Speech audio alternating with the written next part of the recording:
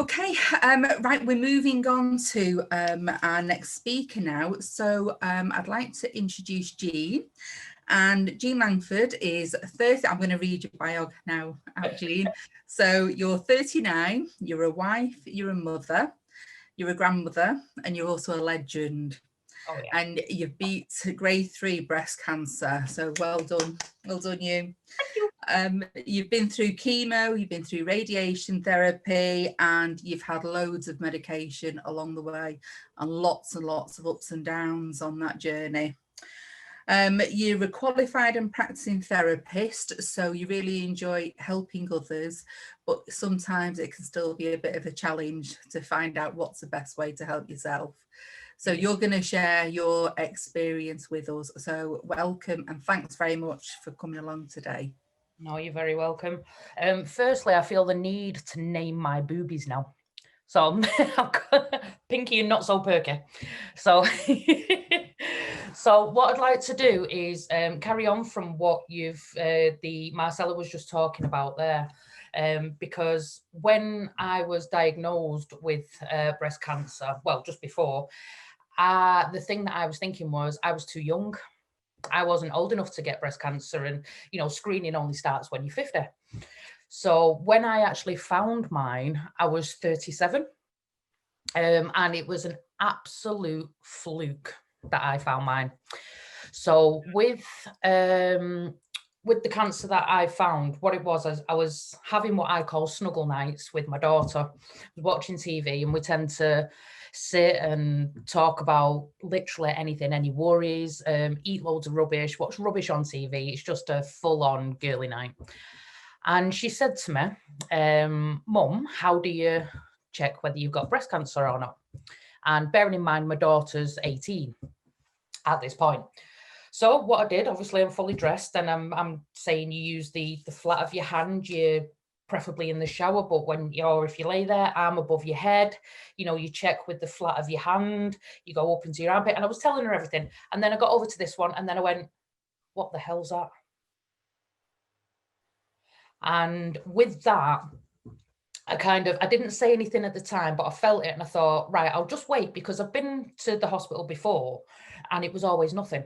It was always, a cyst or lumpy boobs because I was due on and that kind of thing. So I left it a week.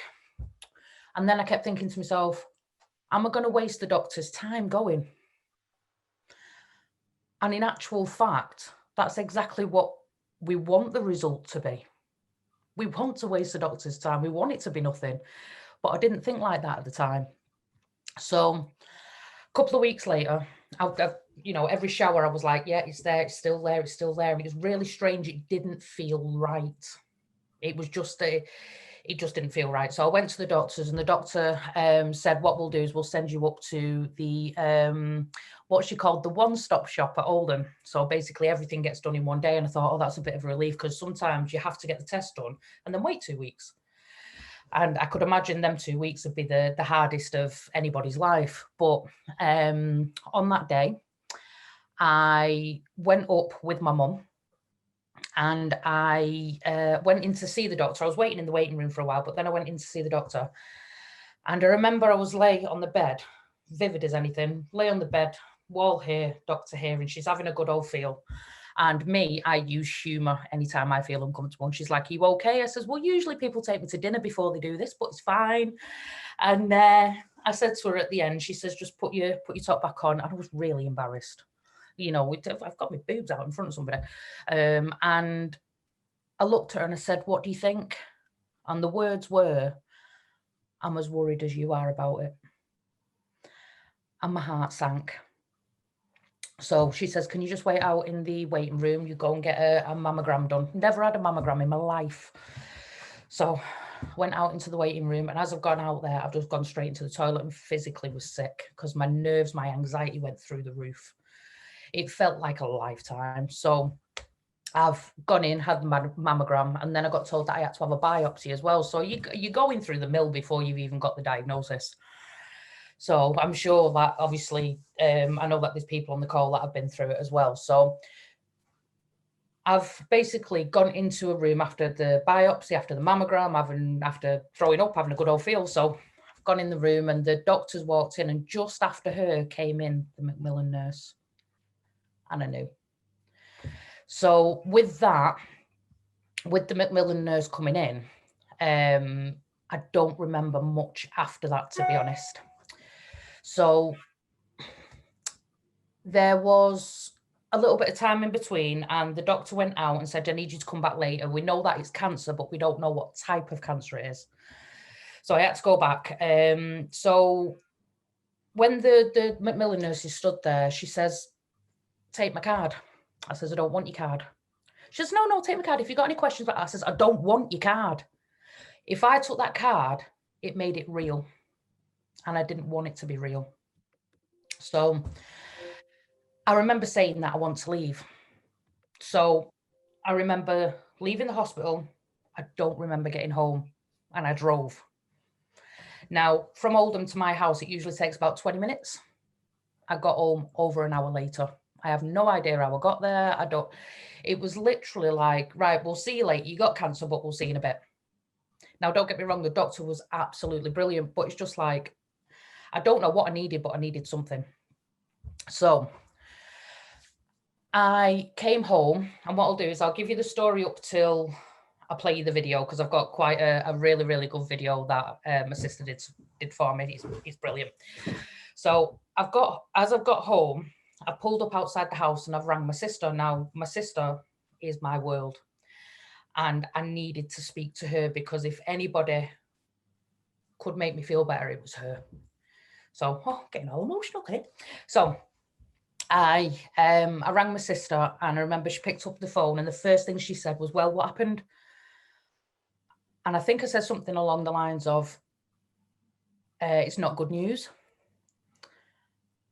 She went silent a little bit, and then she went, right, okay, so what's the plan? And she went into, Mandy role. It was just, she always knew what to say and what to do. So I thought, you know what, I'll be fine. I'll go in, I'll tell my husband, tell my daughter, and then we'll just figure it. So I've gone into the house, and I've gone upstairs, and my husband's in bed because he's done nights. And I've gone in, I've sat at the side of the bed, and I said to him, he woke up, rubbed his eyes, and he went, well, it's not good news, it's cancer. And it was just like robot. I just had to tell him. And the worst bit was yet to come. So I've come out of there, and I've walked across from where my bedroom is. You walk across the landing and then down. So as I've come across the landing here, there's a bathroom, and my daughter's come out the bathroom. And she went, well, what happened? I went, no, it's fine. I says, I'm absolutely fine. God knows why I decided to lie. Telling my daughter was probably the hardest thing that I have ever, and probably will ever, have to do. My daughter, I am her protector. I am there to be strong for her. Now, for me to tell her that I was vulnerable and weak and scared, I couldn't do it. So I'm like, no, it's fine. I've just got to go back up to the hospital later on, because they've got to tell me how to take care of this. And I showed her the biopsy stitches. And she looked at me, and she knows me, and she went, you're lying. I went, no, honestly, I'm fine. And I had to get out of the situation. I went downstairs, and I felt sick. I thought, what the hell do I do? How do I tell her? I can't. And she come downstairs behind me, and she was literally behind me, and she went, Mum, and I turned around, and she went, you're lying, aren't you? And I said, yeah. I said, I'm lying, I've got cancer. And I had to grab her, because her legs went from underneath her, and she's crying, and she's, wah! And I went into mum roll, and I literally got by the face, and I went, what are you crying for? You've got cancer, you've got cancer. I went, right, okay, what are you crying for? I says, am I stood in front of you? Yeah. Am I breathing? Yeah. Am I going to kick the ass out of this? Yeah. Again, what are you crying for? So from then, what I'm going to do is I'm going to play you the video, because this is the story from then.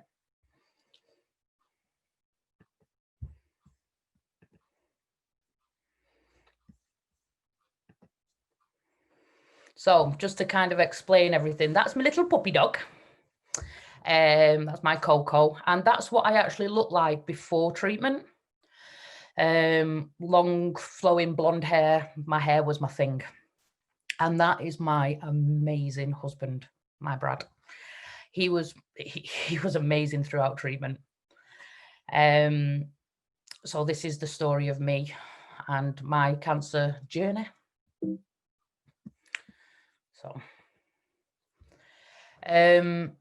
when I found out that I had the cancer and that I was going to have chemo and I was going to lose all my hair, my first focus was, how can I take back some control? Because the cancer is taking literally everything from me in that short amount of time. I was so scared. So I thought, right, I need to control something. So what I decided to do was shave my head. I'd like to play you this video. Right, ready? Right, let's have it.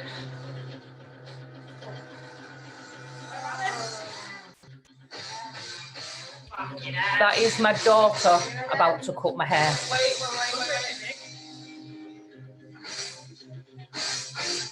I'm shaking.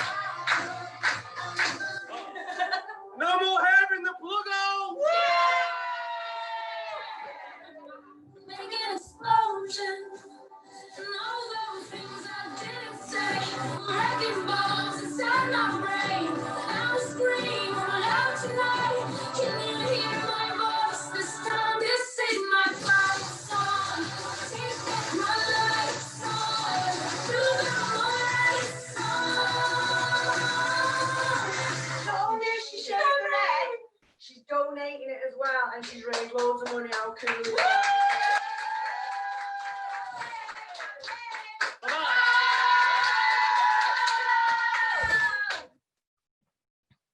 So thank you guys. I had a lot of support, as you can see from that. I did have a lot of support, but as it says there, a smile can hide 1,000 fears. One of the sentences that comes to mind is about how a person can feel really lonely even when they're surrounded by people. And that was never more prominent than in that moment. I knew that I had a lot of support around me, but I was very, very much alone. So, chemo.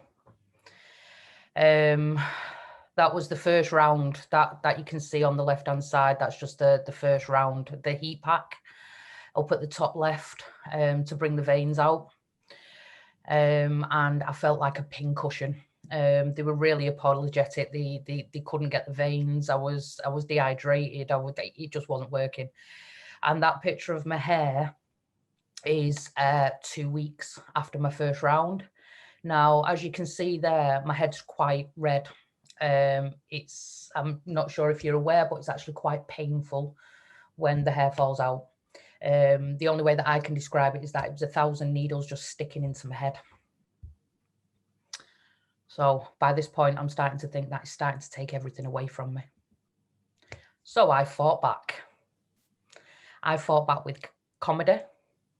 I took pictures. I started a comedy around cancer Facebook group. I did everything that I possibly could. So that one at the top left was when I went to the Friends set. Friends, anybody who knows me, I'm absolutely obsessed test with friends. So I thought I'll go there. I was there for about 4 or 5 hours. That picture there, I had my arm, if you can see just at the top there, I'm not sure if you're aware, but when you're going through chemotherapy, you're not supposed to go out in the sun. That was 20 minutes of me standing in the sun. It burnt my arm.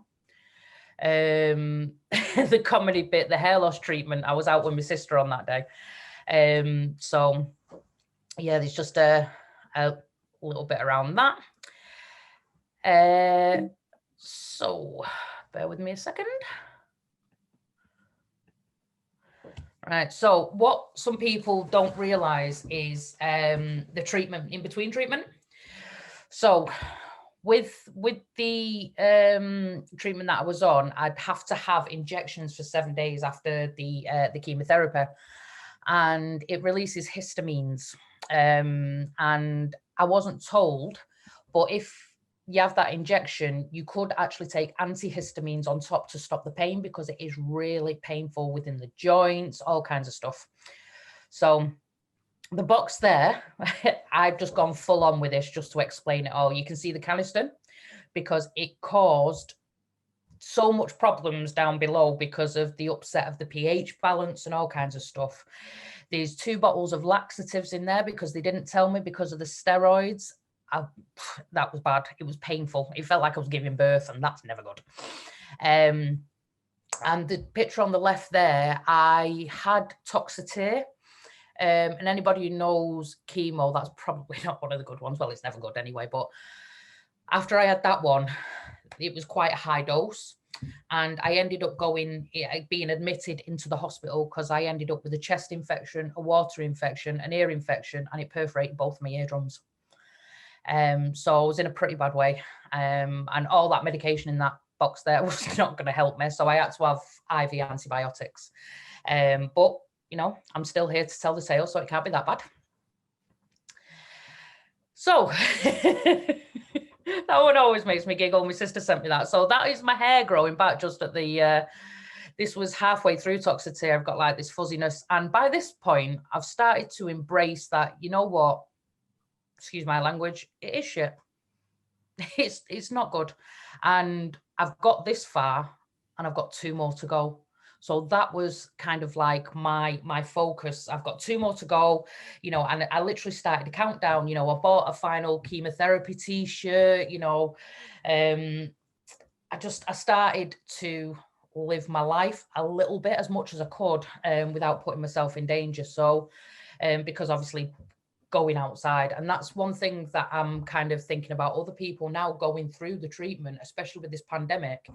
You know, people aren't going to get tested because they're scared of, you know, 1, wasting the doctor's time, or 2, because of everything that's going on. I'm sure I heard in the news recently that there's an uptake in people passing because they're not going to get checked.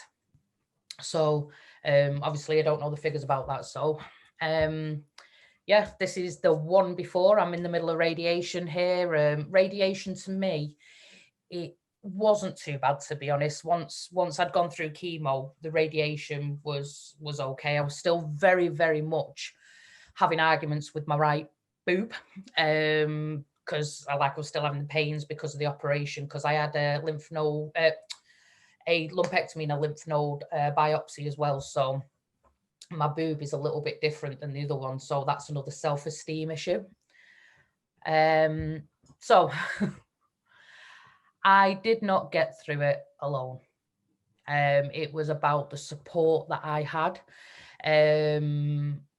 My sister, my husband, my daughter, friends. I didn't realize the people that actually stepped up to the mark. Some of them I didn't, you know, second guess, but I actually lost some friends when I was going through treatment as well. There was one friend that I had for 20 odd years, and I told him that I'd been diagnosed on the 26th of January 2018, and he phoned me in August. So I was just like, he was like, "Hi Jean." I went, "Goodbye Pete," put the phone down, because by then I was in control of what I needed in my life. And the people that were there were the ones that mattered. This one is about when I rang the bell. It's another short video, and it says a lot more than what is actually said in it, but I'll let you watch it and see what you think. Okay. You don't get. Can I watch you? Of course you can. So I have. Are we ready? Do it.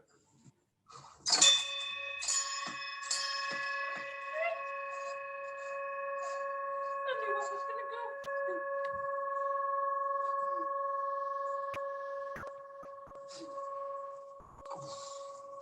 Good taste. Good taste. And every time I watch that, I don't know if anybody can still see me, but I've teared up there because it's that journey. It was hard. It was really hard. Anybody that's been through it, you know, it's not easy. But you know, I'm still here. Can't be that bad. So one thing I did realize is that my mental health was starting to be affected. Now, after treatment, what I realized was I went in after the radiation and he says, oh, you're going to have Zoladex and tamoxifen. Tamoxifen for 10 years, Zoladex for 5. And I was like, oh, okay, no worries. So I'm thinking I'm going to have all this contact with the doctors. And then they said the words that literally chilled me to the bone. They said, we'll see you in 12 months. That to me was like somebody had just pulled the rug from underneath me. I left there and I was like, what now? What do I do now? Because before it was like a conveyor belt, you know, I was going from one treatment to another. And if I ever had any questions, you know, people were there. I was there every day for radiotherapy. And it was like, what now? And that was kind of like my biggest thing. Because what I said, I've said this before, is the doctors were taking care of me from the neck down, but nobody was taking care of me from the neck up. You know, I couldn't expect family members and friends to become my therapist, you know, and I wasn't working and I couldn't afford a therapist at the time. I wasn't offered one, you know, I was really, really struggling. So not long after that, I remember going back to the hospital because I developed something called OCD and I was constantly checking. And you know, when you look for things hard enough, you will find them, even if it's not there. So this was about the 3rd or 4th time up to the doctors. And I remember Miss Bramley said to me, you know what, Jean, you don't get frequent flyer miles the amount of times that you come, you know, we don't award you. And she thought it was funny, but in my head, I'm thinking, this is not good. And I remember leaving there and I was driving. And I remember doing about 40 miles an hour and I was looking at a tree. And I thought, no, I'm not right. There's definitely something not right here. And little did I know, it was because of my hormone levels dropping that much. I was going through menopause, 38 years old, and I was going through menopause. But they didn't explain this to me. So it was a lack of knowledge that I had. Don't get me wrong, the doctors were brilliant in what they did, but I wasn't fully informed. So I'm there having suicidal thoughts and I'm like, hang on a minute, I bloody love life. I've just fought all the way through chemotherapy. I don't want to die now. So anyway, I ended up going to the doctors and the doctor was like, there you go, sertraline. I says, I don't want your sertraline. You know, I want to be able to get the help that I need. And being a therapist, you know, I'm fully aware of what I need. So I decided to go to the gym. I signed up for a Macmillan Mighty hike, which you can see there, green t-shirts, and I actually completed it 10 months after I finished chemotherapy. I went to the gym, I was doing boxing, and then my daughter told me she was pregnant as well while I was going through treatment, and that's my gorgeous baby granddaughter up there. That's my sister. These pictures represent that I couldn't go through it on my own. It was the people around me. It was about talking, and I went through it with the smile on my face going, I'm fine, I'm fine, I'm fine. But one thing that I did learn throughout it all is I had to learn to talk. You know, no question is a silly question if you don't know. You know, you only know if you know, and that's the way that it is. So I decided to start to live life, because what cancer actually did was it made me stop. It made me realize what I actually needed to do with my life. Because before, I was cooking, cleaning, washing, ironing, taking care of my mum, doing a master's degree, doing 2 jobs, which one of them was nights. And then I got breast cancer. And then it's like, it's the universe. To me, it was the universe's way of telling me to stop. And now I can give back to other people and I can help others with my experience. Obviously, this is just my journey and other people go through their own journeys. But if I can share my knowledge of what I've gone through, the positives, and that, you know, it's not as bad as you think. You know, you do get through it with the right treatment and with the right help, mentally, physically, you know, there is a way through it. And that's what I've taken from it. Yeah, it was absolute shit at the time, but I'm still here. It doesn't get better than that. And that's me. The end? I think not.